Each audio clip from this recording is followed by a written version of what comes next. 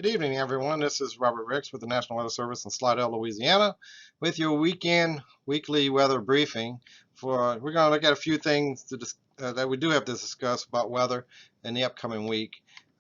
We're going to start it off with a general overview.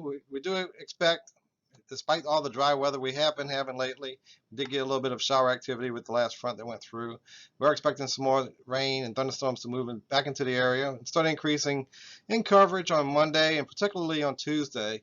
And some heavy rainfall that may even lead to some localized flooding cannot be ruled out. So we'll discuss that a little bit at length. The tropics remain active, and we actually have a map that looks more like August than October. So we'll look at that. We do have burn bans that are in effect across several counties and parishes in the area, and some of them have dropped based on the rainfall that has fallen over the last couple of days. But hopefully we'll see some relief with this, with some upcoming rain that we're expecting earlier this week. And temperatures, meanwhile, will remain pretty seasonal, closer to what we could expect for fall. So the excessive rainfall outlook, this is put out by the Weather Prediction Center in Washington, D.C. They are looking at, well, right now what we're not showing here is Monday time frame. We're looking at a marginal risk of excessive rainfall that could occur, particularly across southwest Mississippi and maybe the upper parts of the Florida parishes. But as we get into Tuesday, you can see there's a much larger area of marginal risk over those same areas, and then even slight risk over extreme southwest Mississippi and extending all the way over into central Georgia. That's where a warm front will be situated. This will be the front that's currently in the Gulf that passed through earlier, late over the weekend.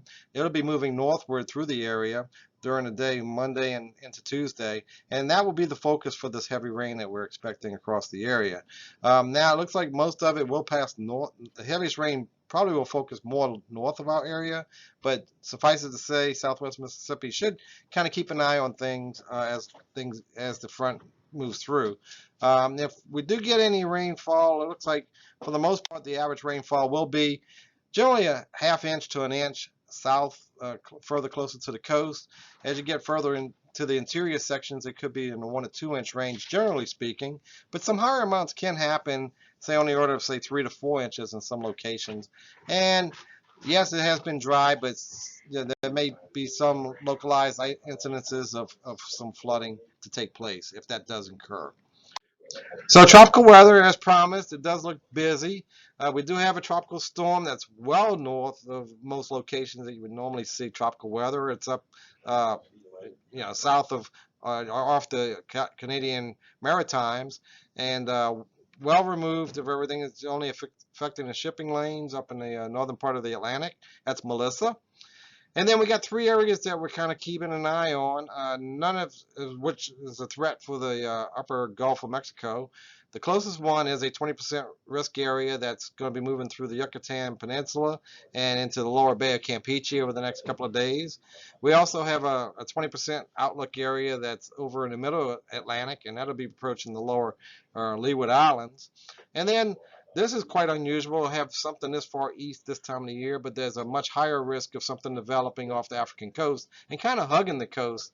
That's quite unusual for October, but the way this year has been, it's not quite, that's surprising to see something unusual happen, as has been the case pretty much this summer. Looking at our drought monitor, we do have a D0 situation. That's the yellow, and that means it's just unusually dry.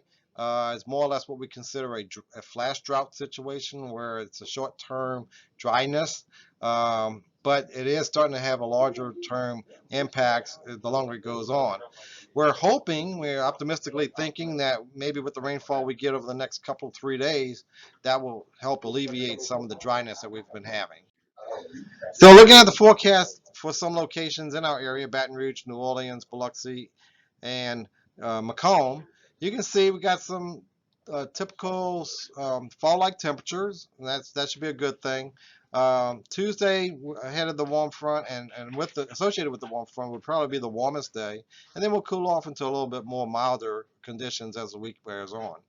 Again, the wettest day of the week probably is going to be Tuesday, maybe Tuesday night, spilling into Wednesday a little bit before conditions improve.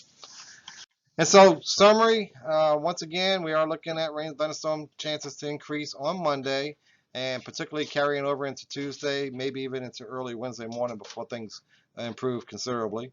We're keeping an eye still on the tropics. We're in tropical season still. Things not a local threat, thank goodness, but we'll keep an eye on those things that are still lurking out there in the Atlantic and the Caribbean.